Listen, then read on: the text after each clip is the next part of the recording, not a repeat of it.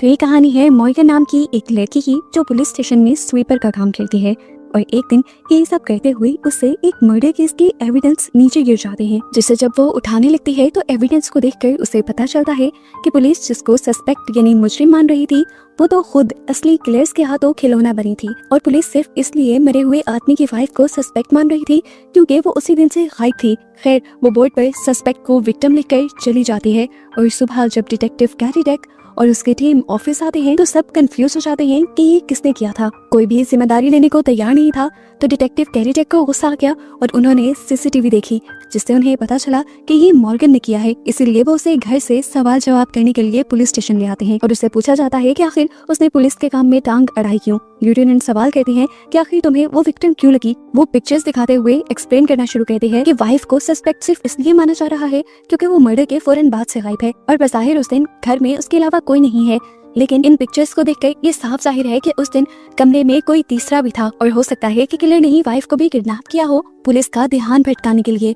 और ये भी मुमकिन है कि उसकी जान भी खतरे में हो। ये लोग उसकी बात ना ही मानते कि तभी एक ऑफिसर ने आकर उसे बताया कि मर्डर वाले दिन उस घर में कोई तीसरा भी आया था। इस चीज को कंफर्म करने से पहले डिटेक्टिव कैरी डेक मॉर्गन को अरेस्ट करवा देते हैं एक दिन के लिए क्योंकि उसने पुलिस के काम में इंटरफेयर किया था। खैर, विक्टिम के घर के बाहर की सीसीटीवी फुटेज इन्हें मिल गई थी, जिससे इन्हें पता चलता है एक लड़की के बारे में जो मर्डर होने से ठीक 30 मिनट पहले विक्टिम के घर आई थी। ये लोग उसे बुलाकर इन्वेस्टिगेशन करना शुरू करते हैं और वो लड़की साफ इनकार कर देती है कि जिस दिन मर्डर हुआ था वो पूरा दिन घर पर थी। वो तो विक्टिम के घर आई ही नहीं। डिटेक्टिव कैरी डेक और उनकी पूरी टीम बुरी तरह कंफ्यूज हो जाते हैं और इतने में ही वो टाइम भी आ जाता है कि मॉर्गन को जेल से निकाला जाना था। मॉर्गन जाते जाते ही एक झलक इस सीसीटीवी फुटेज को देखती है और इन्हें बता जाती है कि ये सीसीटीवी फुटेज झूठी है। वो जाते हुए इन सबको बता जाती है कि यहाँ पे डेट और टाइम स्टैम्प्स गलत हैं। डिटेक्टिव कैरी डेक तो उसकी बातों को हवा में उड़ा देते हैं, लेकिन लिeutenant उसे रोक लेती है एक्सप्लेनेशन के लिए। वो बताती है कि फुटेज में जो हवा चल रही है वो साउथ से नॉर्थ की तरफ चल रही है, लेकिन LA में हमेशा फॉल सीजन में हवा नॉर्थ से साउथ की तरफ चलती है। इसका मतलब ये जो फुटेज दिखाई जा रही है ये कई महीनों पहले की है और पुलिस का ध्यान भटकाने के लिए इस पुरानी फुटेज को उस दिन की फुटेज के साथ चेंज किया गया है, नए टाइम स्टैम्प्स और डेट के साथ। उसकी सारी बातों को सर्च किया जाता है और उसकी सभी बातें ठीक निकलती हैं।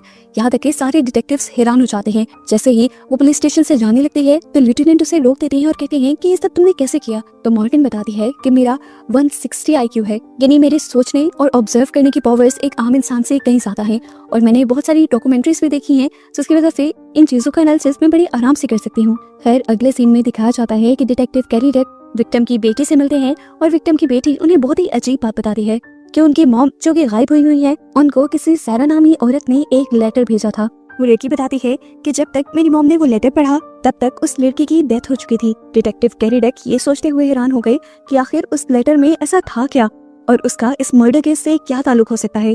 ये जानने के लिए अब उन्हें लेटर चाहिए था जो उनके ख्याल से विक्टिम की वाइफ के घर हो सकता था या उसके ऑफिस में हो सकता था। वो इस लेटर के बारे में लिeutenant को भी बता देता है और अब लिeutenant केस को इतना उलझा हुआ देखकर मॉर्गन से रिक्वेस्ट करती हैं केस को हैंडल करने के लिए। इन्हें सबसे पहले वो लेटर चाहिए था जो हो सकता था कि मिसिंग वाइफ के ऑफिस में हो। डिटेक्टिव कैरी डेक उस ऑफिस में जाकर बॉस से रिक्वेस्ट करते हैं ऑफिस में लेटर ढूंढने की, पर बॉस ऑफिस की तलाशी लेने से मना कर देते हैं। यहाँ ऑफिस में अब डिटेक्टिव कैरी डेक मॉर्गन को सारा केस समझाते हैं और सारी टाइमलाइंस भी, और मॉर्गन इस सब में नोटिस करती है कि मिसिंग वाइफ की बहन सब चीजों में इंटरेस्ट नहीं ले रही, हालांकि उसका गहरा ताल्लुक था। डिटेक्टिव उसे अपने साथ उस लड़की के घर इन्वेस्टिगेशन के लिए भी ले जाते हैं और यहाँ मॉर्गन नोटिस करती है कि ये लड़की असल में बायोलॉजिस्ट है और उसके अंदाज से साफ जाहिर है कि वो पुलिस से कुछ छुपा रही है। वो ये बात कैरी डेक को भी बताती है, लेकिन कैरी डेक को यहाँ कुछ शक के लायक नहीं लगता। खैर, अब केस को सॉल्व करने के लिए उस लेटर का होना भी जरूरी था, इसीलिए रात में मॉर्गन किसी को भी बताए बगैर रात में उस ऑफिस के अंदर घुस जाती है और सफाई करने के बहाने वो लेटर चुरा कर ले आती है और जब वो लाकर डिटेक्टिव कैरी डेक को देती है तो डिटेक्टिव गुस्से में आ जाते हैं क्योंकि इस लेटर के चुराने की वजह से मॉर्गन को एक और मर्तबा जेल हो सकती थी। मॉर्गन कहती है जो होगा देखा जाएगा, अब ये लेटर तो पढ़ो। लेटर के जरिए इन्हें पता चलता है कि ब्रायन शहर का बहुत ही पावरफुल आदमी सैरा नामी एक लड़की के साथ ज्यादती करता रहा था। सैरा चाहती थी कि उस पर केस हो, इसलिए वो मिसिंग वाइफ की हेल्प लेना चाहती थी, लेकिन इससे पहले कि वो कुछ भी कर पाती सैरा मर जाती है। अब क्योंकि ब्रायन भी इस केस का एक मेन सस्पेक्ट बन गया था, इसीलिए डिटेक्टिव कैरी डेक उसे भी इन्वेस्टिगेशन के लिए पुलिस स्टेशन में बुला लेते हैं। ब्रायन साफ इनकार कर रहा था कि उसने मर्डर नहीं किया क्योंकि जिस दिन मर्डर हुआ था वो LA में था ही नहीं।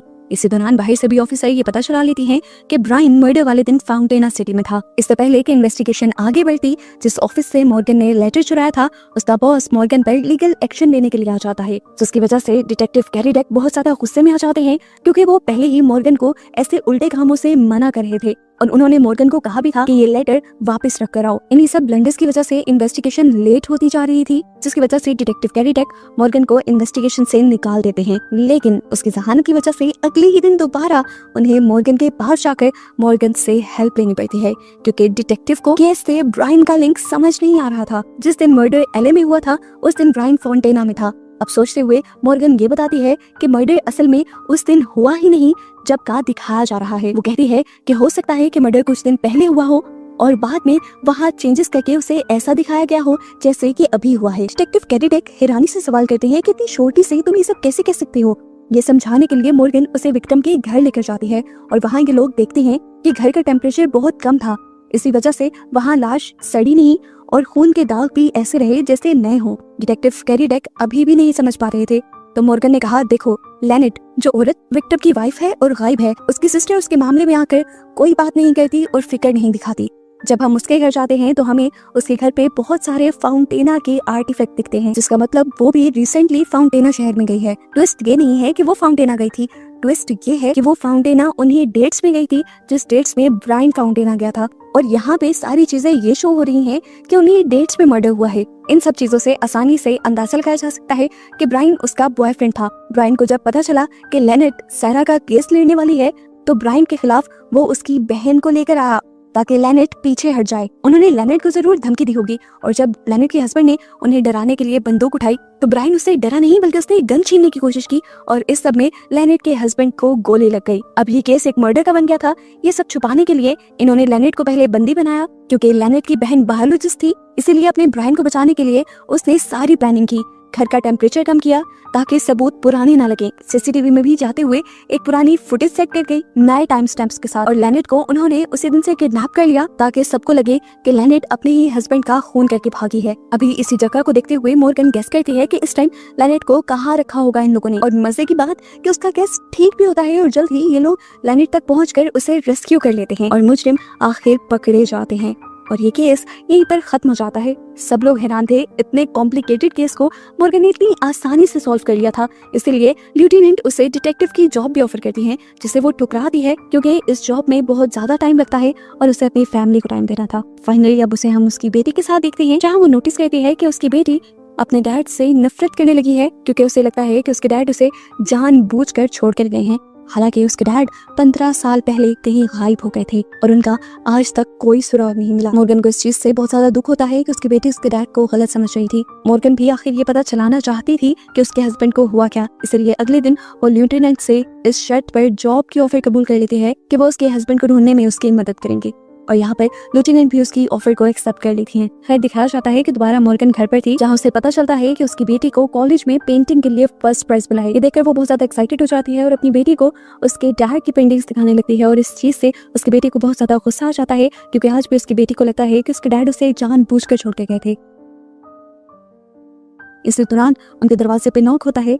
मॉर्गन बाहर जाकर देखती है तो बाहर लेफ्टिनेंट थी, जो उसे उसके हस्बैंड की केस में एक अच्छी खबर देने के लिए आई थी। उसके हस्बैंड की कार का पता चल गया था, जो उसके गायब होने के 3 दिन बाद पुलिस स्टेशन में आई थी, और उसकी कार में उस दिन डायपर्स भी मिले थे, और इसका साफ मतलब था कि वो ये डायपर्स अपने बच्चों के लिए ला रहा है। उसका अपनी फैमिली को छोड़ने का कोई इरादा नहीं था, और ये बात सुनकर मॉर्गन की आंखों में आंसू आ जाते हैं। खैर दिन गुजरते रहते हैं और मॉर्गन अपने डिटेक्टिव की जॉब करती रहती है। वो बहुत सारे मर्डर केसेस में हेल्प कर, जिससे जल्द ही पुलिस मुजरिमों को पकड़ भी लेती है। साथ साथ खुद लेफ्टिनेंट मॉर्गन के हस्बैंड की इन्वेस्टिगेशन कर रही थी, और एक दिन उन्हें पता चलता है कि आज से 15 साल पहले उनके ही एक ऑफिसर ने मॉर्गन के हस्बैंड को अरेस्ट किया था, क्योंकि उसने इलीगली एक दीवार पर पेंटिंग बनाई थी, और उस बिल्डिंग के अंदर अक्सर क्रिमिनल्स रहते हैं। लेफ्टिनेंट ये बात आकर फौरन मॉर्गन को बताती है और उन्हें कहती है कि मुझे लगता है तुम्हारे हस्बैंड ने कुछ ऐसा किया है जिसकी वजह से कोई उसे ले गया है या वो गायब हुआ है, क्योंकि जहाँ पर उसने पेंटिंग बनाई थी वो क्रिमिनल्स की जगह है। ये देखकर मॉर्गन उसे बहुत सारी पिक्चर्स दिखाती है जिसमें उसके हस्बैंड की बनाई बहुत ही अच्छी अच्छी पेंटिंग्स थी, और वो कहती है कि मुझे नहीं लगता कि आप इस बारे में ठीक कह रही हैं। खैर महीनों गुजर जाते हैं, और महीनों के काम के बाद फाइनली मॉर्गन को डिटेक्टिव का काम करते हुए उसका फॉर्मल बैज मिल जाता है। वो बहुत ज्यादा खुश थी और इसी चीज को सेलिब्रेट करने के लिए वो वॉशरूम में जाकर उसकी पिक्चर्स ही ले रही थी कि तभी वहां पर रोते हुए एक औरत आती है मॉर्गन उससे पूछती है क्या हुआ, तो वो औरत रोते हुए बताती है कि उसकी 2 बेटियां गायब हैं और उन्हीं की रिपोर्ट करवाने के लिए वो पुलिस स्टेशन में आई है। मॉर्गन उससे कहते हैं घबराए नहीं, आपकी दोनों बेटियां मिल जाएंगी। डिटेक्टिव कैरी डक और मॉर्गन ही इस चीज की इन्वेस्टिगेशन स्टार्ट करते हैं और इन्वेस्टिगेशन के लिए वो इस औरत के घर जाकर इस औरत से और उसके डैड से बातें करना शुरू कर देते हैं। और बातें करते हुए इन्हें पता चलता है कि ये औरत डाइवोर्स्ड है और उसका एक्स हस्बैंड जो कि एनवायरमेंटलिस्ट है, वो चाहता था कि बेटियां उसके पास रहें। उसने कई मर्तबा लीगल कस्टडी के लिए भी केस किया, लेकिन वो जीत नहीं सका। ये लोग अब उस आदमी पर ही इन्वेस्टिगेशन स्टार्ट कर देते हैं और इन्हें पता चलता है कि उस आदमी ने पिछले ही महीने अपनी दोनों बेटियों के पासपोर्ट के लिए भी अप्लाई किया था। हो सकता है कि वो अपनी बेटियों को लेकर भाग गया हो। सच्चाई क्या थी ये जानने के लिए डिटेक्टिव कैरी डक और मॉर्गन उसके घर चले जाते हैं।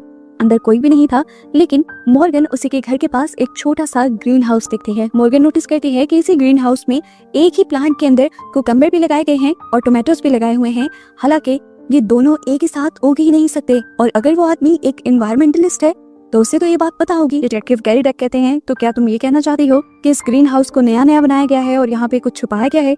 मॉर्गन कहती है हो भी सकता है। ये लोग जल्दी से ऊपर ऊपर के प्लांट हटाते हैं और यहाँ पर उन्हें क्या मिलता है, उसी आदमी की लाश जिसे ये लोग सस्पेक्ट समझ रहे थे। यानी वो तो आदमी खुद विक्टिम बन चुका था, उसका मर्डर हो गया था। अब ये लोग ये भी समझ गए थे कि अगर इस आदमी को किसी ने मारा है तो जरूर वो दोनों बच्चियां भी किसी बड़े खतरे में हैं। खैर बहुत बड़ी बात थी, इन्हें उस बच्चियों की मॉम को ये सब इन्फॉर्म करना था, इसलिए वो उसके घर चले जाते हैं और हैरान रह जाते कि वो लोग एक बहुत बड़े मेंशन में रहते थे। यहाँ तक कि उसके डैड के पास एक पर्सनल ड्राइवर भी था। डिटेक्टिव कैरी डक उन लोगों से बातें करने में लग जाते हैं, जबकि मॉर्गन इसी घर में उनकी मेट से बातें करने लग जाती है। और बातें करते हुए मेट बताती है कि जिस दिन उस आदमी का मर्डर हुआ था उसने उस आदमी के फादर इन लॉ को कहीं से बहुत घबराया हुआ आता देखा था। अब मॉर्गन को और शक होने लग जाता है। वो मरे हुए आदमी के बारे में उसके नेबरहुड से पता चलवाती है और चाइल्ड ब्यूरो से उसकी बिहेवियर रिपोर्ट लेती है। जो बिहेवियर रिपोर्ट बहुत ज्यादा नेगेटिव लिखी गई थी, जिसकी वजह से ही तो कोर्ट उसके बच्चों की कस्टडी उसे नहीं देती थी। मॉर्गन डिटेक्टिव कैरी डक को बताती है कि ये रिपोर्ट जो कि सोशल सर्विसेज ने लिखी है और वो रिपोर्ट जो हमें उसके नेबरहुड और रिलेटिव से मिल रही है वो बिल्कुल ऑपोजिट है, जिसका साफ मतलब है कि यहाँ पर सोशल वर्कर भी इन्वॉल्व है और उसे कुछ बहुत बड़ा पता है। ये लोग उस सोशल वर्कर के बारे में रिसर्च करते हैं और उन्हें उसका नाम सहरा पता चलता है। इसके भी रेड बाल थे, जिसके बारे में बहुत सारे लोगों ने बताया था कि वो बार बार उस मरे हुए आदमी के साथ फिरती भी थी। ये लोग उसके घर पहुंचते हैं और यहाँ की चीजें देखते हुए मॉर्गन अंदाजा लगाती है कि ये औरत ज्यादा पैसे नहीं कमा पाती, क्योंकि उसकी किचन की जो रेगुलर चीजें थी वो काफी चीप थी। लेकिन उसके बावजूद उसके लॉन्च में हवाई से आए कुछ फ्लावर्स रखे हुए थे। उसने 5 स्टार होटल के लग्जरी स्लीपर्स पहने हुए थे और उसके डाइनिंग टेबल पर बहुत सारे महंगे महंगे बिल्स भी रखे हुए थे, जिससे वो साफ अंदाजा लगा लेती है कि मरे हुए आदमी के फादर इन लॉ यानी उन बच्चों के ग्रैंडफादर ओल्ड मैन जो कि एक अमीर आदमी है, वो इस सोशल वर्कर को रिश्वत देते नहीं है ताकि वो उस आदमी के बारे में गलत रिपोर्ट लिखे। अब क्योंकि मॉर्गन ने उसकी सच्चाई उसके सामने ही बोल दी थी, तो सहरा और झूठ नहीं बोलती और सच बता देती है कि ओल्ड मैन और भी लोगों को रिश्वत देता रहा है ताकि वो मरे हुए आदमी के बारे में गलत गलत बातें मशहूर कर सके। सहरा का इसके अलावा इस केस से कोई ताल्लुक नहीं था, इसलिए ये लोग सहरा को छोड़कर चले जाते हैं और उस ओल्ड मैन को अरेस्ट कर लिया जाता है। यहाँ इनके घर पर सर्वेंट्स की दोबारा इन्वेस्टिगेशन शुरू होती है और ड्राइवर बताता है कि जिस दिन मर्डर हुआ उस दिन फादर इन लॉ कहीं पर गए भी थे, वो भी ड्राइवर को साथ ले बगैर। Detective carry duck police station में आकर ओल्ड मैन से इन्वेस्टिगेशन शुरू कर देते हैं और ओल्ड मैन बार बार इनकार करता रहता है कि उसने वो मर्डर नहीं किया। तो डिटेक्टिव कैरी डक कहते हैं मैं नहीं कह रहा कि आपने मर्डर किया है, मैं ये कह रहा हूँ कि आपने किसी को हायर किया होगा उस आदमी को मरवाने के लिए, क्योंकि उस आदमी को मरवाने में आपकी इंटेंशंस कुछ और भी थी। वो आपके सारे इलीगल बिजनेसेस के बारे में जानता था और आपको ये बात उसकी पसंद नहीं थी। वो आदमी लगातार इनकार करता रहता है, लेकिन यहाँ पर दूसरी तरफ से जो इन्वेस्टिगेशन चल रही थी उसके जरिए पता चला लिया जाता है कि सच में ओल्ड मैन ने एक आदमी को हायर किया था अपने ही सन इन लॉ को मरवाने के लिए। ये लोग उस आदमी को भी पकड़ लेते हैं, लेकिन उस आदमी के पास वो दोनों किडनैप हुई बच्चियां नहीं मिलती। जिस दिन वो आदमी पकड़ा जाता है उसी दिन अब उन बच्चियों की मॉम भी वहाँ से गायब हो जाती है, जिसकी वजह से सारे डिटेक्टिव उसे भी सस्पेक्ट लिस्ट में रखने लग जाते हैं कि क्या पता अपने डैड के बुरे कामों को छुपाने के लिए उस औरत ने खुद ही ये सारा खेल रचा हो। मॉर्गन को इनकी बातों पे यकीन नहीं आ रहा था। मॉर्गन इनकी बातों से साफ इनकार कर रही थी, लेकिन तभी यहाँ पर एक ऑफिसर आकर उनको एक खबर देती है कि उस औरत ने बैंक से एक बहुत बड़ी अमाउंट बाहर निकलवाई है अभी कुछ ही देर पहले। और ये चीज मॉर्गन को भी शक में डाल देती है कि क्या मर्डर नहीं तो खुद अपनी बेटियों को गायब नहीं किया। खैर मॉर्गन आज घर आ जाते हैं और जब वो न्यूज में उन्हीं बच्चियों की रिपोर्ट दिख रही होती है तो वो बच्चों की पिक्चर के पीछे एक बहुत ही कीमती आर्टिफैक्ट दिखती है जो कि बुद्धा था, और उसे याद पड़ता है कि जब वो उस घर को विजिट करने गई थी तो वहाँ पे कोई भी आर्टिफैक्ट नहीं था, जिसका मतलब किसी ने वो महंगा आर्टिफैक्ट उनके घर से चुराया था। ये बात वो फौरन डिटेक्टिव को बताती है। ऐसे आर्टिफैक्ट बहुत कम ही मिलते थे और ये लोग अब आर्टिफैक्ट की शॉप पे जाके ये पता चला सकते थे कि आखिर उस आर्टिफैक्ट को बेचा किसने है। जरूर उस आदमी का मर्डर से कुछ ताल्लुक होगा। ये लोग जब इन्वेस्टिगेशन के लिए वहां जाते हैं तो देखते हैं कि बच्चों की मॉम पहले से ही वहां थी और वहां पर और भी कुछ आर्टिफैक्ट्स बेचने के लिए आई थी। ये देखकर मॉर्गन हैरान हो जाती है और उसे पूछती है आखिर तुम्हें क्या जरूरत है बैंक से इतने पैसे निकलवाने की और ऐसे आर्टिफैक्ट बेचने की। तो यहाँ पर वो औरत मॉर्गन को सच बता देती है कि असल में मुझे किडनैपर की कॉल आई थी और उन्होंने पैसों की डिमांड की है। मुझे पैसों की जरूरत थी इसलिए मैंने वो पैसे निकलवाए। किडनैपर ने मुझे धमकी दी थी कि अगर मैंने पुलिस को बता दिया तो वो मेरे बच्चों को मार देगा, इसलिए मैंने आप लोगों को कुछ नहीं बताया। मॉर्गन को अब केस में कुछ समझ आ रहा था। वो डिटेक्टिव कैडिडेक को भी कॉल करके यहाँ बुला लेती है और ये दोनों इस मदर से वादा करते हैं कि तुम्हारे बच्चों को कुछ नहीं होगा और ना ही हम उस आदमी को पकड़ने के लिए कोई भी एक्शन लेंगे, हम बस पैसे देने के लिए तुम्हारे साथ जरूर जाएंगे। ये लोग उस जगह पर पहुंच जाते हैं जहाँ पर किडनैपर ने उन्हें बुलाया था। मदर उससे पैसे भी दे देती है और वो आदमी पैसे लेकर बच्चों को छोड़े बगैर वहाँ से भाग जाता है और यहाँ पर सभी लोग पैनिक कर जाते हैं। और तब डिटेक्टिव कैडिडेक सबको कहते हैं काम डाउन, रिलैक्स रहिए आप लोग, मैंने पैसों के बैग में एक ट्रैकर लगाया था जिसकी वजह से हम किडनैपर्स का पता चला लेंगे। ये लोग जैसे ही अपने लगाए ट्रैकर को ट्रेस करते हुए कार तक पहुंचते हैं, इन्हें इस कार के अंदर ना बच्चे मिलते हैं और ना ही पैसे। अब मॉर्गन यहाँ पर उस कार का रेडियो चलाती है जहाँ पर एक स्पेसिफिक शो चल रहा था। मॉर्गन को फौरन याद आया ये शो उस दिन उस घर में उनका ड्राइवर भी सुन रहा था। यानी क्या इस सब के पीछे उनका ड्राइवर इन्वॉल्व है। मॉर्गन को ये भी याद आता है कि उस दिन उसने कार ऐसी जगह पर पार्क की हुई थी जिसके साइड व्यू मिरर से उसे बच्चों की मॉम साफ दिखाई दे। इन सारी बातों से मॉर्गन ये कंक्लूड करती है कि जरूर वो ड्राइवर उस लड़की को पसंद करता है, लेकिन क्योंकि उसके पास पैसे नहीं थे इसलिए उसने ये सारा ड्रामा किया। उसने बच्चों को किडनैप किया ताकि उसके पास पैसे आ जाएं और फिर वो ये ड्राइवर की नौकरी छोड़कर उस लड़की से शादी कर सके। वो कहती है कि हो सकता है कि मर्डर भी इसी आदमी ने किया हो और उन दोनों बच्चियों को भी किडनैप करके इसी ने छुपाया हुआ हो। ये लोग ड्राइवर से इन्वेस्टिगेशन शुरू कर देते हैं और पता चलता है कि मर्डर तो उसने नहीं किया था, लेकिन उसने उसकी बेटियों को किडनैप जरूर किया था। लेकिन जैसे ही वो माउंटेन पर गाड़ी को लेकर गया तो दोनों ही बेटियां उसकी चुंगल से भाग गई और अब उसे भी नहीं पता कि वो दोनों कहाँ हैं। ये देखते हुए सभी लोग ये जान जाते हैं कि दोनों बच्चियां खतरे में हैं और उसकी बताई लोकेशन पर बच्चों को ढूंढने के लिए चले जाते हैं। माउंटेन्स पर जाने पर मॉर्गन वहाँ पर बहुत सारी साइंस देखती है जो बच्चियों ने लगाए हुए थे उन्हें ढूंढने के लिए, क्योंकि उनके डैड एनवायरमेंटलिस्ट थे। ये सब उन्हें उनके डैड ने सिखाया था। इन्हीं क्लूज की वजह से आखिर इन्हें जल्द ही वो दोनों बच्चियां मिल पे जाती हैं और ये लोग उन्हें रेस्क्यू करके उनकी मदर के पास छोड़ देते हैं और ऐसे ये कॉम्प्लिकेटेड केस भी मॉर्गन सॉल्व कर देती है। खैर अब अगला दिन आ जाता है और मॉर्गन ने जैसे अपनी बेटी से प्रॉमिस किया था वो अपनी बेटी को पुलिस स्टेशन दिखाने के लिए पुलिस स्टेशन ले आती है, जहाँ पर उसकी बेटी वॉशरूम के लिए निकल जाती है और इतने में ही हम देखते हैं कि पुलिस स्टेशन के अंदर एक अजीब सी औरत घुस आती है। काफी चालाक थी ये औरत। एक ऑफिसर से गन खींचते हुए वो यहाँ पर जल्द ही सभी लोगों को बंदी बना लेती है और सब लोगों को ये शॉकिंग न्यूज देती है कि उसने पहले से ही पूरे पुलिस स्टेशन में जगह जगह बॉम्ब इम्प्लांट करवा दिए हैं। ये काम उसने अकेले नहीं किया था बल्कि उसका साथी भी यहाँ पे था। जब सभी ऑफिसर्स को धमकाते हुए उनके फोन्स लेने लग जाता है और इससे पहले कि वो मॉर्गन के पास आकर मॉर्गन का भी फोन ले लेता, मॉर्गन अपनी बेटी को इस बिल्डिंग से भाग जाने का एक अलर्ट मैसेज भेज देती है। अब मॉर्गन की बेटी इस चीज को सुनती नहीं और वो वापस अपनी मदर के पास आ जाती है जहाँ पर अब गोलियां चलने की आवाजें आ रही थी। यहाँ क्या दिखाया जाता है कि जो औरत जिसने सबको यहाँ पे हॉस्टेज बनाया हुआ था वो बताती है कि हमारे एक साथी को उन लोगों ने मर्डर के इल्जाम में अरेस्ट किया हुआ था और वो मर्डर उसने किया भी नहीं है। ये लोग कोर्ट तक भी गए अपने साथी को बचाने के लिए, लेकिन कुछ नहीं हो सका। वो औरत बताती है कि मैं सिर्फ अपने साथी को जस्टिस दिलवाना चाहती हूँ, इंसाफ दिलवाना चाहती हूँ और इसीलिए यहाँ आई हूँ। अब सारे डिटेक्टिव्स मिलकर वो सबूत इकट्ठा करेंगे जो उसके फ्रेंड को इंसाफ दिलवाएं और उसे मासूम जाहिर करें। इस ऑफिस के बाहर हम लेफ्टिनेंट और डिटेक्टिव कैडिडेक को देखते हैं जिन्हें पुलिस स्टेशन में होने वाली हर चीज का पता चल गया था। वो इन दोनों लोगों के बारे में पता चलाते हैं जो पुलिस स्टेशन में घुस आए थे और इन्हें पता चलता है कि ये दोनों मिलिट्री ऑफिसर्स हैं। अब यही सोल्जर ऑफिसर के जरिए लेफ्टिनेंट को कॉल करवाती है और कहती है कि जल्द से जल्द एविडेंस ढूंढो, नहीं तो यहाँ पर जितने भी लोग हैं वो सभी मारे जाएंगे। अब उसके कहे के मुताबिक लेफ्टिनेंट और कैडिडेक उस केस को दोबारा रीओपन करते हैं और इस पर इन्वेस्टिगेशन स्टार्ट कर देते हैं। असल में हुआ ये था कि उनकी वैन के अंदर उनके सीनियर ऑफिसर को मरा हुआ देखा गया था और सारे एविडेंस इस आदमी के खिलाफ आ रहे थे क्योंकि उससे पहले उसके सीनियर ऑफिसर से कोई लड़ाई हुई होगी। अभी तक ऐसा कुछ भी नहीं मिल रहा था जो उस आदमी को मासूम जाहिर कर दे।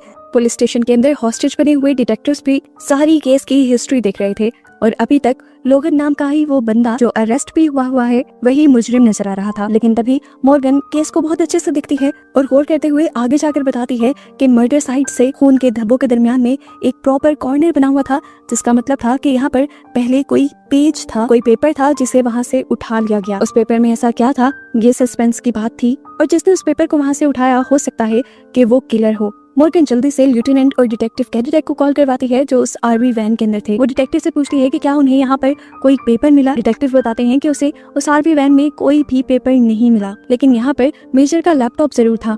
मॉर्गन उससे कहती है कि इसमें देखें कि वो लास्ट किस फाइल पर काम कर रहा था। कंप्यूटर से इन्हें पता चलता है कि मेजर एक पेपर पर काम कर रहे थे जिसमें वो किसी सोल्जर को सजा दिलवाना चाहते थे। यहाँ से ज्यादा क्लू नहीं मिलता तो ये लोग मेजर की बेटी को इन्वेस्टिगेशन के लिए बुला लेते हैं। मेजर की बेटी इन्हें बताती है कि जिस दिन उसका मर्डर हुआ उससे पिछली रात उन लोगों ने डिनर प्लान किया हुआ था जो उसके डैड ने कैंसिल कर दिया था और ऐसा सालों में पहली मर्तबा हुआ था और अगले दिन उनका मर्डर हो गया। मॉर्गन को ये पता चलाना था कि आखिर उस दिन अपनी बेटी के साथ डिनर छोड़कर मेजर गए कहाँ पे थे, इसलिए वो एविडेंस बॉक्स में से उनका फोन निकालती है और चेक करती है। फोन की लास्ट लोकेशन के जरिए इन्हें पता चलता है कि मेजर आखिरी मर्तबा एक ऐसी जगह गए थे जहाँ पर ड्रग डील्स होती हैं। मॉर्गन कड़ी से कड़ी मिलाती है और बताती है कि मेजर जिस सोल्जर के खिलाफ रिपोर्ट लिख रहे थे जरूर वही ड्रग एडिक्ट होगा। अब वो मिलिट्री में पता करवाती है कि ऐसा कौन सा सोल्जर है जिसको ड्रग के केस की वजह से वहाँ से निकाला गया है। इन्वेस्टिगेशन अब यहाँ पर लंबी होती जा रही थी तो वो आदमी जिसने पूरे पुलिस स्टेशन को हॉस्टेज बनाया हुआ था वो पैनिक करने लग गया।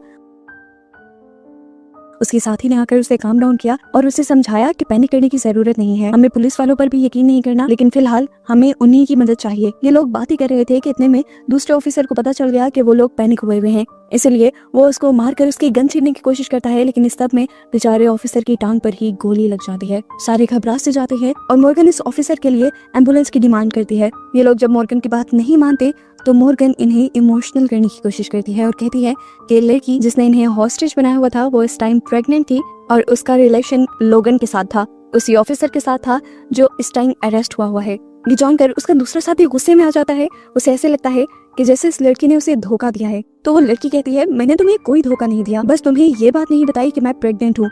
लोगन हमारा दोस्त है और अभी पॉइंट की बात यह है कि हमें उसे रिलीज करवाना है। इनको यहाँ पर इमोशनली डैमेज हुआ देखकर मॉर्गन एक और इमोशनल वार करती है और उनसे रिक्वेस्ट करती है कि इस ऑफिसर को मेडिकल हेल्प दे देनी चाहिए, जिसके लिए आखिर ये दोनों भी मान जाते हैं। मॉर्गन की बेटी के साथ उस ऑफिसर को एम्बुलेंस में बुलाकर भेज दिया जाता है, जबकि यहाँ पर ये लोग दोबारा इन्वेस्टिगेशन में लग जाते हैं।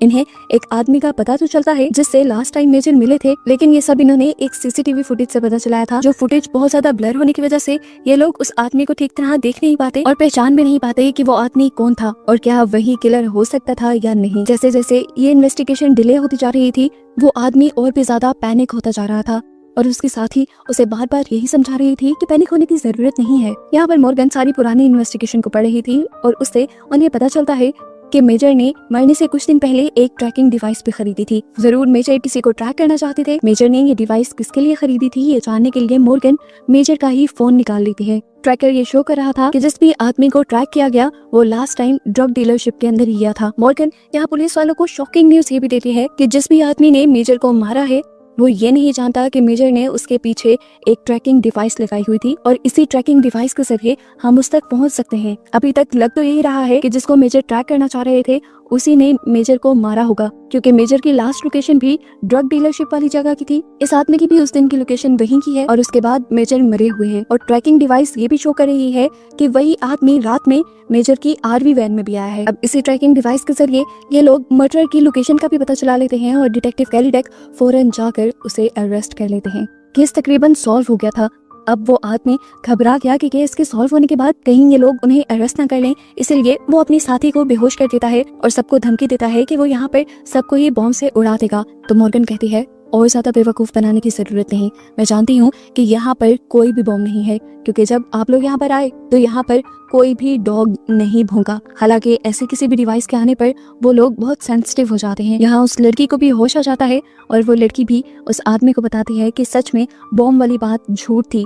और वो लड़की नहीं बोली थी। इस तरह ये लोग इन कैप्टर्स को ही अरेस्ट कर लेते हैं और सारे ही बंदी बने हुए ऑफिसर्स आजाद हो जाते हैं। बाहर जाकर मॉर्गन सबसे पहले अपनी बेटी से मिलती है और सभी सिचुएशन के संभलने का जश्न मनाते हैं। और यहाँ पर लोगन को भी रिलीज कर दिया जाता है क्योंकि अब ये जाहिर हो गया था कि उसने मर्डर नहीं किया। खैर, अब दिन गुजर जाते हैं और मॉर्गन को लेफ्टिनेंट अपने ऑफिस में बुलाती हैं उसके मिसिंग हस्बैंड के केस की रिपोर्ट देने के लिए। वो बताती हैं कि केस में एक बहुत बड़ी प्रोग्रेस हुई थी। उनको एक ऐसे आदमी के बारे में पता चला था जिससे गायब होने से पहले बहुत मर्तबा उसके हस्बैंड मिलते रहे हैं। लेफ्टिनेंट मॉर्गन को उस आदमी का नाम भी बताती है जो नाम था जियो कॉनफोर्ट, लेकिन मॉर्गन को ऐसा कोई नाम याद नहीं था। इसलिए लेफ्टिनेंट उस आदमी से मॉर्गन की एक मीटिंग फिक्स करवा देती है। ये लोग उस आदमी से मिलते हैं और उससे सवाल करते हैं कि 15 साल पहले जो आदमी गायब हुआ उससे तुम इतना ज्यादा क्यों मिलते थे और आखिर उससे तुम्हारा क्या रिश्ता था। ये आदमी मॉर्गन के हस्बैंड को जानने से साफ इनकार कर देता है। ये सुनकर मॉर्गन इमोशनल हो जाती है और उससे कहती है कि अगर तुम मेरे हस्बैंड को ढूंढने में मेरी मदद करोगे तो उसके बदले मैं कुछ भी करने को तैयार हूँ। तो वो कहता है ठीक है, मेरा भतीजा इस टाइम जेल में है, अगर तुम उसे रिलीज करवा सकते हो तो उसके बदले मैं तुम्हारी हेल्प करने के लिए तैयार हूँ। लेफ्टिनेंट उसकी ये ऑफर भी एक्सेप्ट कर लेती है। ये लोग अब अपने ऑफिस वापस आ जाते हैं जहाँ पर लेफ्टिनेंट डिटेक्टिव कैरीडेक को बुलाकर ये केस उसे देने का फैसला करती हैं और साथ में वो डिटेक्टिव कैरीडेक से हेल्प भी मांगती हैं कॉनफोर्थ के भतीजे को जेल से निकलवाने के लिए। जबकि सीन कट होकर हमें मॉर्गन को दिखाया जाता है जो खाना लेकर जब घर की तरफ जा रही थी तो उसे रास्ते में कॉनफोर्थ मिल जाता है जो उससे कुछ बात करना चाहता था। वो मॉर्गन को बताता है कि मेरे पास तुम्हारे हस्बैंड के बारे में बहुत सी इन्फॉर्मेशन है और वो मैं तभी बताऊंगा जब मेरे भतीजे को तुम लोग रिलीज कर दोगे। ये कहकर वो चला जाता है।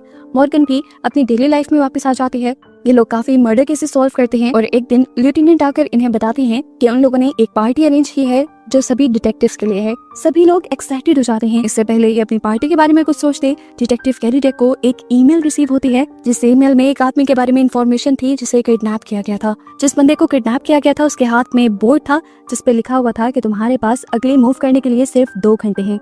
ये लोग जल्दी ही उस बंदे की पिक्चर से उसका सारा बायोडाटा निकाल लेते हैं और फौरन ये लोग उस आदमी के घर जाते हैं। जाहिर बात है वो तो किडनैप हुआ था, घर पे वो तो नहीं था, लेकिन उसके घर के बाहर एक पार्सल रखा हुआ था जिसे लेकर ये लोग वापस पुलिस स्टेशन में आ जाते हैं। इस पैकेज के अंदर एक जिगसॉ पजल थी। मॉर्गन जल्दी से उसे असेंबल करती है और इन्हें पता चलता है ये जिगसॉ पजल एक मैप की थी और इस पूरी जिगसॉ पजल में से एक पीस गायब था और ये वही लोकेशन थी जहाँ पर उस आदमी को हॉस्टेज बनाकर रखा गया था। ये लोग जल्दी से उस लोकेशन पर जाते हैं। ये जगह माउंटेन्स में थी और माउंटेन्स के इन जंगलों में जाते ही उन्हें वहाँ पर कुछ कार्ड्स नजर आते हैं।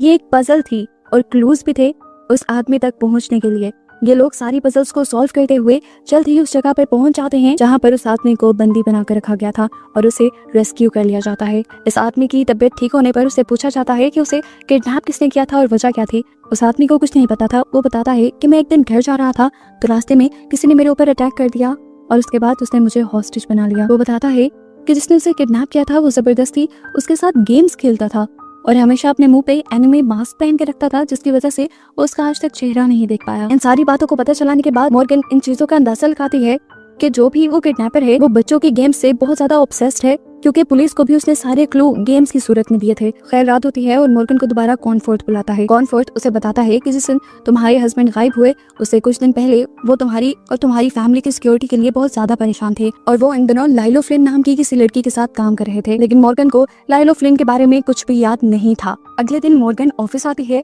तो अभी भी किडनैपर को ढूंढने की इन्वेस्टिगेशन चल रही थी।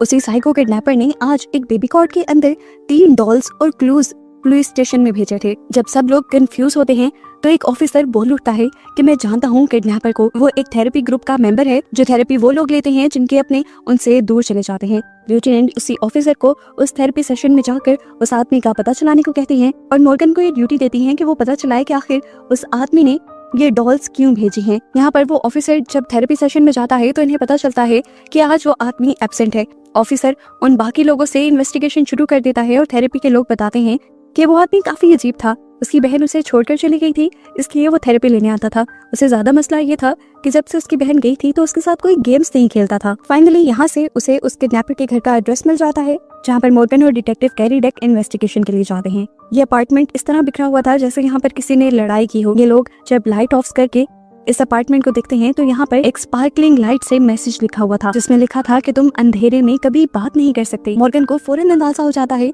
कि अंधेरे में सिर्फ डेफ लोग बात नहीं कर सकते। क्योंकि वो लोग इशारों से बातें करते हैं। वो ये भी समझ जाती है कि किडनैपर जरूर डेफ लोगों के साथ काम करता है और उसने जरूर कोई साइन लैंग्वेज में क्लू दिया होगा। वो लोग जब जाकर उन डॉल्स को देखते हैं ऑफिस में, तो उन डॉल्स के सारे हाथ ऐसे साइंस बना रहे थे जैसे डेफ लोग बातें करते हों। उन साइंस को जब सर्च किया जाता है तो इन्हें एक और मैसेज का पता चलता है। ये लोग जब उस लोकेशन पर पहुंचते हैं तो इन्हें वहां पर कोई और हॉस्टेज बना मिलता है जिसे उस आदमी ने ही किडनैप किया हुआ था और किडनैप करके तिजोरी में बंद किया हुआ था। यहाँ पर रखे हुए क्लूज की मदद से मॉर्गन जल्द ही उस तिजोरी का पासवर्ड ढूंढ लेती है और उस औरत को वहाँ से बाहर निकाल लेती है। ये औरत उसी थेरेपी ग्रुप की मेंबर थी जहाँ पर वो आदमी भी जाया करता था। इसलिए लेफ्टिनेंट समझ जाती है कि वो किडनैपर अपने ही जैसे लोगों को अपना शिकार बना रहा है। वो एक ऑफिसर को सभी थेरेपी ग्रुप के मेंबर्स को सिक्योरिटी देने का कहती है और साथ ही सबको ये भी याद दिलाती है कि आज शाम पार्टी है। इसीलिए सब लोग तैयार होने के लिए घर आ जाते हैं और मॉर्गन भी घर आ जाती है जब उसे कॉनफोर्थ का मैसेज मिलता है जो उसे एक लोकेशन और टाइम बताता है और कहता है कि अगर अपने हस्बैंड के बारे में और इन्फॉर्मेशन चाहिए तो वहाँ आ जाना। जबकि यहाँ पर डिटेक्टिव कैरी डेक अपने FBI के एक दोस्त से मिलते हैं।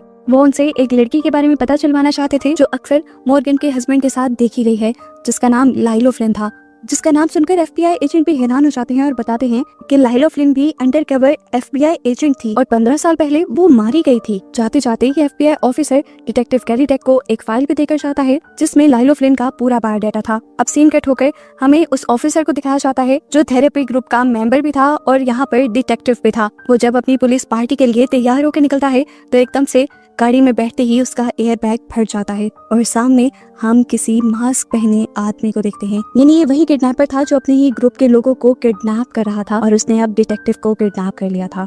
यहाँ पार्टी में सभी लोग एंजॉय कर रहे होते हैं, लेकिन तभी सबको उसी ऑफिसर की कमी महसूस होने लगती है।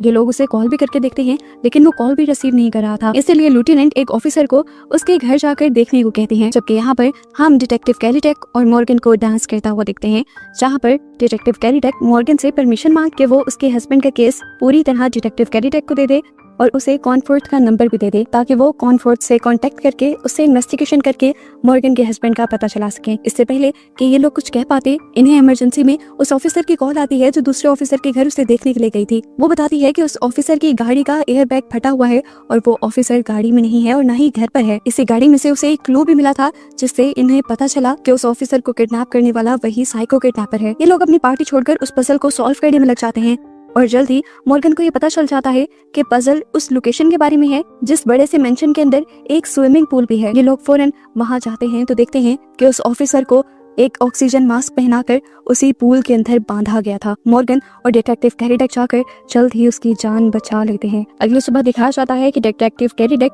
मॉर्गन के मिसिंग हस्बैंड के केस पर काम करना शुरू हो चुके थे। वो कॉनफोर्थ से मिलते हैं और उस पर बहुत ज्यादा रोब जमाते हुए आखिर उससे कुछ इन्फॉर्मेशन लेने में कामयाब हो जाते हैं। जबकि यहाँ पर हमें मॉर्गन को दिखाया जाता है जो अपनी फैमिली के साथ ग्रोसरीज करने के लिए गई थी और वहाँ पर एक लड़का उनकी हेल्प करता है। और जब ये लोग घर आते हैं तो ये अपने सामान में एक अजीब सा डब्बा देखते हैं जिसके पीछे एक स्टिकर लगा था और उस पे लिखा था यू आर द मॉर्गन। ये बहुत अजीब बात थी। इधर पुलिस स्टेशन के अंदर जिस ऑफिसर को किडनैप किया था उस किडनैपर ने उसी ऑफिसर ने उस किडनैपर का स्केच भी बनवा लिया था और जैसे ही उसे मॉर्गन को भेजा जाता है तो मॉर्गन फौरन पहचान लेती है कि ये वही लड़का था जिसने आज ग्रोसरी स्टोर में उसकी मदद भी की और उसकी ग्रोसरीज में ये अजीब सा पैकेज भी रखा। इससे पहले कि वो कुछ भी कर पाती मॉर्गन को एक और कॉल रिसीव होती है जिसमें उसे पता चलता है कि उसके हस्बैंड आज भी जिंदा हैं। कहाँ हैं, क्या कर रही हैं, इसी मिस्ट्री के साथ ये सीजन यहाँ पर खत्म हो जाता है।